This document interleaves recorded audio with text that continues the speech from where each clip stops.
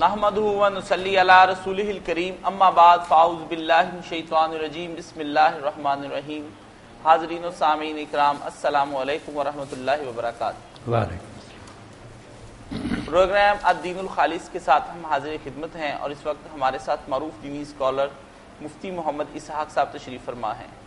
مولانا ہمیں جو سوال موصول ہوا ہے اس میں یہ ہے کہ کچھ لوگ جاری نماز میں شامل ہونے کے لیے انتظار کرتے رہتے ہیں اور اس وقت جب لوگ سجدے کی حالت میں ہوتے ہیں نماز کا حصہ بننے کی کوشش کرتے ہیں, اور یہ کام کرنا درست ہے یا غلط ہے؟ کیا کرتے ہیں؟ نماز جاری ہے, وہ دیکھتے ہیں کہ جب تک مولانا صاحب لمبی صورتیں پڑھ لیں, رکوع میں جائیں گے تو پھر مل لیں گے ورنہ کھڑے کھڑے تھک جائیں گے ہم. ان لوگوں کا یہ عمل انتہائی برا ہے. بس جس وقت آدمی آئے جماعت ہو رہی فوراً اللہ اکبر کے ساتھ شامل ہوں اور یہ سمجھنا کہ لمبی صورت ہے اس لیے میں سجدے میں ملوں گا, اس سے زیادہ بدنصیبی کیا قرآن مجید بھی نہیں سنتے. باقی امام جو ہے نا اس کو بھی چاہیے کہ وہ اتنی لمبی صورتیں نہ پڑھے کہ لوگ تنگ آ جائیں اور جماعت ہی چھوڑ دیں.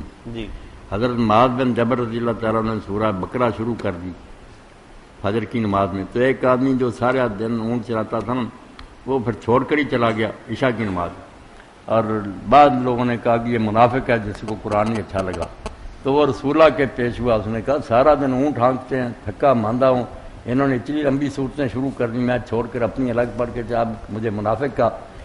تو نبی علیہ السلام اتنے ناراض ہوئے کہ زندگی بھر اتنے ناراض ہوئے. آپ نے فرمایا معاذ امام سے کہا صاحب کہ آپ فتان تھا, تو لوگوں کو آزمائش میں ڈالنا چاہتا, فتنے میں چھوٹی صورتیں پڑھا کرو, کیوں تم اتنی لمبی صورتیں پڑھتے ہو کہ بیچارے تانگ آ جائیں.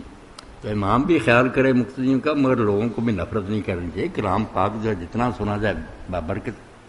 تو یہ بہت غلط طریقہ ہے کہ کھڑے رہتے ہیں اور کہتے ہیں سجدے میں شامل ہوگا, آتے ہی شامل ہونا چاہیے. عبدالرب شاہ صاحب پوچھتے ہیں مولانا یہ بتائیے مفتی کس عہدے کا نام ہے, قرآن و حدیث میں اس کی شرح و جرح کے لیے کتنے علم کی ضرورت ہے, کیا کسی مدرسہ سے سند لینا بھی ضروری ہے؟ مدرسے سے سند لینے کی ضرورت نہیں. کئی مدرسوں سے فارغ ہیں, عربی عبارت بھی نہیں پڑھ سکتے. کوئی ایسے ہیں کہ وہ مدرسوں میں گئے ہی نہیں, مگر الحمدللہ قرآن سنت فقہ ساری چیزیں جو نا سمجھتے ہیں. اس پر جو کتاب لکھی نا اردو میں بھی ترجمہ اس کا ہمارے بہت بزرگ تھے محمد گناہ گڑھی رحمۃ اللہ انہوں نے کر دیا. وہ کتاب اعلام الموقعین عن رب العالمین. کیا بھی ایک مسئلے میں کہ عورتیں جن کو حیض آ جاتا نا حج میں, وہ مسئلہ درپیش ہے. اب نبی علیہ السلام کے زمانے میں یہ معاملہ تھا کہ اونٹوں والے رکتے نہیں تھے, حیض آ گیا, اب کیا کیا جائے کہ عورت جو ہے نا وہ پاک ہی نہیں ہو سکی, طواف نہیں اس سے ہو سکے, تو اس کو پھر آپ نے کہا کہ وہ رک دیں. مگر اب جہاز والے ٹکٹ نہیں بدلتے. تو میں جامعہ اصلیہ میں گیا تو مولانا رشاد اللہ کہنے لگے کہ جو اب عورت ہے جس کو حیض آیا تو پھر وہ طواف کا تو ہے کہ ایک معاف ہو جاتا, مگر یہ طواف زیارت تو معاف نہیں ہوتا. میں نے پھر وہاں سے اعلام الموقعین نکالی, 8 حل جو تھے اس زمانے میں امام ابن قیم نے کیے. تو یہ کتاب جو ہے نا اعلام الموقعین عن رب العالمین, کہ رب العالمین کی طرف سے جو لوگوں کو فرمان سناتے ہیں, فتویٰ موقع کہتے ہیں ان کو توقیع, ان کی خبرداری کی 4 جلدیں ان کے آداب ہی لکھے ہیں. ان کو بتایا کہ دین بتانے کا یہ طریقہ علم ہونا چاہیے. جو فتویٰ دیتا ہے نا وہ سمجھے بڑی ذمہ داری ہے. میں اللہ کی طرف سے بول رہا ہوں کہ اللہ یہ کہتا ہے, اور اگر یہ بات غلط ہوئی کیا بنے گا. ایک ساتھی پوچھتے ہیں کہ کیا صحیح بخاری اور صحیح مسلم کی تمام احادیث درست ہیں؟ باقی 4 احادیث کی کتب کے متعلق بتا دیں کہ ہم کیسے عام زندگی میں احادیث کے بارے میں جان سکتے ہیں کہ وہ ضعیف ہیں یا صحیح ہیں؟ صحیح بخاری اور صحیح مسلم جو ہے نا ان کو ہم کہتے ہیں صحیح ہیں, کہ صحیح کتاب, مگر اس کا مطلب یہ نہیں کہ ان میں جو کچھ سارا قرآن کی طرح. انہوں نے بھی کئی چیزوں کی نشاندہی کی ہے کہ یہ باتیں نہیں ٹھیک. اسی لیے امام مسلم نے تو اپنی کتاب میں ترتیب یہ رکھی نا کہ میں باب میں جب حدیثیں شروع کروں گا تو پہلے صحیح چوٹی کی لکھوں گا, نمبر 2 پر پھر کمزور راویوں کی بھی ہوں گی, وہ تائید کے لکھے. باقی 4 کتابیں جو نا سنن اربع, ان میں کمزور ضعیف روایتیں بھی ہیں. ابن ماجہ میں 1-2 موضوع بھی ہیں, ان کو سنن کہتے ہیں. وہ اس درجہ کو نہیں پہنچ سکی جو صحیح بخاری اور مسلم کا. یہ بہت محنت سے لکھی گئی. باقی اللہ کی کتاب کا تو مقابلہ ہی نہیں, جیسے اللہ کا کوئی شریک نہیں اس کی کتاب کا بھی کوئی شریک نہیں. انسانی کوشش ہے, بندوں کی لکھی کتابوں میں سے بہت اعلیٰ کتاب ہے. ایک ساتھی شہزاد صاحب UAE سے پوچھتے ہیں کہ میں UAE میں رہتا ہوں اور یہاں میرا اپنا گھر ہے. پاکستان میں بھی میں نے ایک گھر خرید رکھا ہے. پاکستانی گھر میں میں سال میں صرف 1 بار آ کر رہتا ہوں اور واپس چلا جاتا ہوں. کیا ایسی صورت میں میرے اس گھر پر زکوٰۃ لگتی ہے؟ نہیں، گھر پر زکوٰۃ نہیں لگتی، نہ دکان پر زکوٰۃ لگتی. جو آمدنی ہوتی ہے نا، مثلا مکان کرائے پر دیا، اس سے جو کرایہ ملتا ہے نا اس پر، یہ مکان کروڑوں کا بھی ہو نا، مکان کی قیمت نہیں لگانا، نہ اس پر زمین کا کوئی مالک ہے کھیتی باڑی کرتا ہے، جو کھیتی پیدا ہوتی ہے وہاں پیداوار اس پر عشر ہے، زمین کی قیمت نہیں، مکان وغیرہ کی قیمت پر نہیں. جو اس سے آمدنی نا اگر اس نے دے رکھا ہے کرائے پر تو وہ کرائے کی رقم پر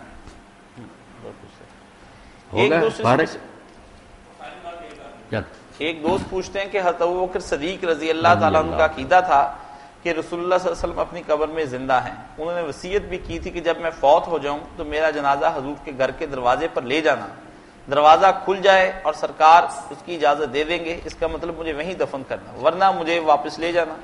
تو وہ لوگوں نے ایسا ہی کیا تو آواز آئی دوست کو دوست سے ملا دو. اس قصے کے متعلق آپ کیا کہتے ہیں؟ تحقیقی بات وضاحت فرما دیں. تحقیقی بات ہی بیٹا ہونی چاہیے. اللہ کے رسول علیہ السلام اگلی دنیا میں زندہ ہیں، بالکل ٹھیک ہے، وہی زندہ نہیں بلکہ یقین جانے مراتب میں تو فرق ہے، الگ الگ زندگی. کوئی آدمی جو مرتا نا بے شک وہ کافر ہی ہے، وہ اس طرح نہیں مرتا کہ مٹ گیا، زندہ ہے اگلی دنیا میں. اسی لیے عذاب و ثواب قبر ہوتا ہے. وہ دنیا الگ ہے مگر ہیں سب زندہ، برے بھگت رہے ہیں، اپنے مصیبتوں میں حوالات میں بند ہیں. نیک لوگ ریسٹ ہاؤسوں میں ٹھہرائے ہوئے ہیں، بنگلوں میں خوشبوئیں ہیں جنت کی، وہاں زندہ سب ہے. اللہ کے رسول علیہ السلام کو درود و سلام بھی پہنچتا ہے، حضور اس کا جواب بھی دیتے ہیں. خرابی اس میں زندہ ماننے میں نہیں، زندہ ہم سب کو مانتے ہیں جو جا چکے ہیں، سب زندہ ہی وہاں، مگر اس دنیا سے جو کہتے ہیں نا رابطہ، یہاں آتے ہیں لوگوں کی مشکلیں حل کرتے ہیں، یہ بناوٹی بات ہے. اور یہ قصہ حضرت ابوبکر رضی اللہ عنہ ہے نا کہ میرا جنازہ رکھنا اور اجازت مانگنا، اگر آواز آ جائے تو پھر کہتے ہیں اوصل الحبیب الی الحبیب، آواز آئی کہ دوست کو، بالکل جھوٹ، افسانہ ہے، اس کی کوئی حقیقت نہیں، کوئی ایسا نہیں ہوا، گھڑی ہوئی بات. خالد رشید صاحب سعودیہ سے پوچھتے ہیں مولانا یہ فرما دیں کہ جب نماز میں بعض اوقات ہم پہنچتے ہیں تو امام سجدے میں ہوتا ہے تو ہم انتظار میں کرتے ہیں کہ یہ کھڑے ہو جائیں تو ہم رکعت کے ساتھ شروع میں داخل ہو جائیں. کیا ایسی صورت میں جاتے ہی سجدہ بھی کر لینا چاہیے یا پھر نئی رکعت کا انتظار کرنا نہیں؟ نبی علیہ السلام نے بہت سختی سے روکا، کوئی انتظار نہ کرے، مل جاؤ. پر میں کوئی پتہ نہیں تیرا یہی سجدہ جو ہے نا جس کو تو معمولی سمجھ، یہی قبولیت کا باعث بن، ایک سیکنڈ کی دیر نہیں کریں گے. اللہ اکبر کہہ کر فوراً جہاں امام ہے اس کے ساتھ مل جائے. آصف صاحب سعودی عرب سے پوچھتے ہیں کہ ایک شخص کبھی اپنے واضح کفر کا اعلان نہیں کرے گا مگر انگریزوں کے بنائے ہوئے قانون کے مطابق فیصلے کرتا ہے اور اس کے مطابق قانون بناتا ہے. قرآن میں آتا ہے جو لوگ اللہ کے خلاف قانون سازی کرتے ہیں وہی کافر ہیں.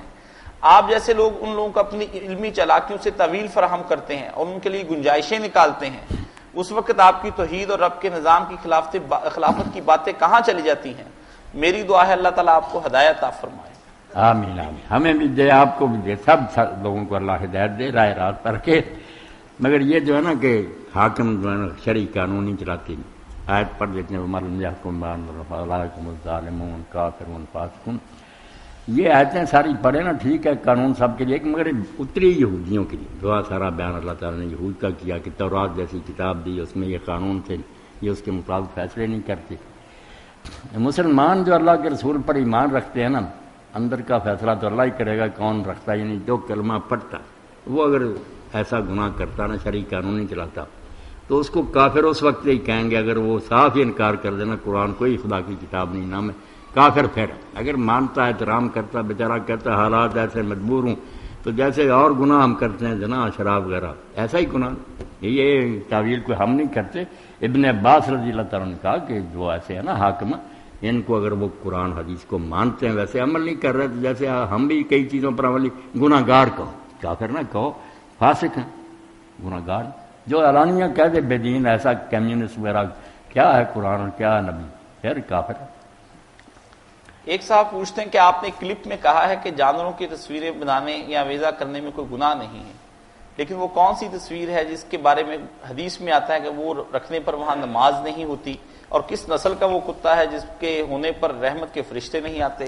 ذرا وضاحت فرما دیں. وضاحت تو کئی مرتبہ میں نے کیا کہ جب لوگ کفر سے نکل کر اسلام میں آئے تھے نا، تو کئی چیزیں جن سے خطرہ تھا نا کہ دوبارہ شرک کی طرف نہ لوٹ جائے، سختی کی تھی آپ نے. جیسے قبروں کی زیارت ہے، بالکل روک دیا تھا، قبریں کوئی نہ دیکھیں. بعد میں پھر کہا کہ میں نے قبریں دیکھنے سے روکا تھا، اب تم قبریں دیکھا کرو، ایمان پختہ ہو گیا. تصویر کا معاملہ بھی یہی ہے کہ پہلے بہت سختی کی تھی کہ کوئی جاندار کی تصویر نہ بنائیے، سب باتیں کہیں فرشتے نہیں آتے، رحمت نہیں نازل ہوتی۔ مگر پھر دیکھنے نا کہ جب آپ غزوہ تبوک سے لوٹے، وفات سے چند مہینے پہلے کی بات، تو پردہ ہٹ گیا طاق سے، تو آپ نے دیکھا گھوڑا پروں والا رکھا تھا، پورا مجسمہ ام عائشہ رضی، تو آپ نے پوچھا ایسا یہ کیا ہے؟ گھوڑے جو ان کے پر ہوتے ہیں؟ انہوں نے کہا پتہ نہیں سچ تھا یا نہیں، سنی ہوئی بات تھی کہ حضرت سلیمان کے گھوڑوں کا بھی پاری تھی۔